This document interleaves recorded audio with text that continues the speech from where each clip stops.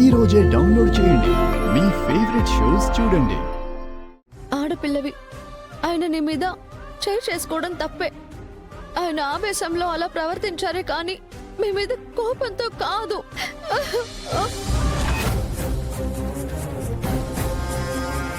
ఆయన చేసిన దానికి నేను మీకు క్షమాపణ చెప్తున్నానండి.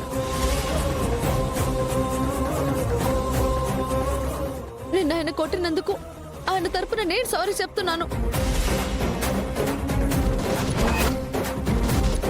ఈ గొడవలు మనస్పర్ధలు మూలంగా ఇంట్లో చీలికలు రావడం కుటుంబానికి మంచిది కాదు. ఇంకాపుతావా నీ సోది?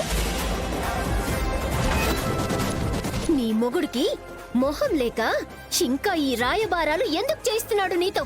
మా కాళ్ల బేరానికొచ్చి క్షమాపణలు కోరినా మీ నక్క తెలివితేటల్ని నమ్మే దుస్థితిలో మాత్రం మేము లేము.